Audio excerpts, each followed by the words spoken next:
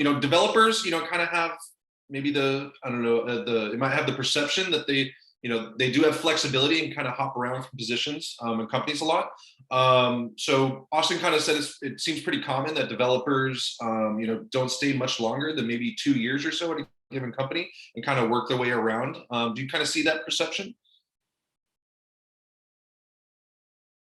I think that that's indicative of any market where there's a lot of competition. And fundamentally, yes and no, right? Like there are definitely lifers at various companies. I work with a lot with universities, right? And there are folks that have been working at the library software development group. So it's a group of software developers attached to the library at Yale, and then they'll start there right out of college and stay until retirement, right? Like that's still pretty common. And they're just, you know, really comfortable there. They like the culture, they like the benefits package. They're not really aggressively managing their careers. I do think software development has attracted a lot of folks that are really aggressively managing their careers, and those folks tend to move around a lot more. And there's lots of opportunities, right? Like I get probably 50 or 60 recruiter touch bases in a given week, which is a lot of opportunities. And so, that certainly creates churn fundamentally. Let's see, Notch 8, I think the dev with the most tenure is Steven, who's been with us since 2015. And part of that is we didn't expand the Notch 8 team much until 2012. And we had a Portland office and everyone was attached to the Portland office. And we decided to close that office at some point as people moved on. So it's not everybody that's moving around all the time, but it's definitely there is a lot of opportunity to do so.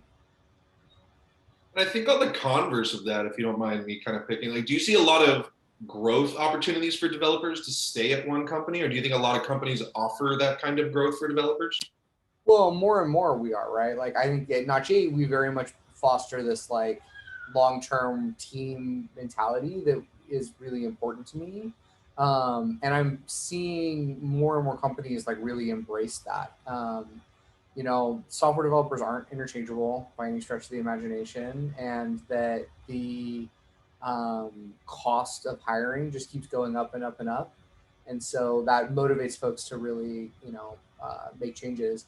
But it's silly things like, right now, if we had done just typical like 4 or 5% raises every year for our team, which is not how we run things, then you could probably, Steven, for example, specifically, if I put him on 5% raises max from the time he started with us until now, he would be able to probably quadruple his salary by going somewhere else. So yeah, if you do that to people, you know what they're going to do? They're going to leave, right? Like, because if someone's going to pay you 4 times as much as you're making now, it kind of doesn't matter how much you like your boss. You're going to just bail, right? Like 4 times is a lot. And so, you have to pay attention to those kinds of things.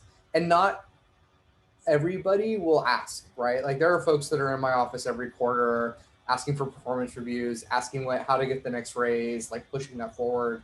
And then there are folks like I have one employee who basically runs and hides from me if I want to talk about money. Like she just does not want to. It's just that conversation she has no interest in. And so like we've done things like we do salary transparency. Like we have salaries attached to each of the various levels of our organization. So apprentice, junior 1, junior 2, mid 1, mid 2, senior 1, senior 2, lead 1, lead 2. And that's published, right? Like every employee at the company knows how much a mid 2 makes. And we do that in order to try and get some equity and equality and build that into the system, because otherwise it ends up with this sort of unevenness that may not have anything to do with performance. It may just have to do with persistence.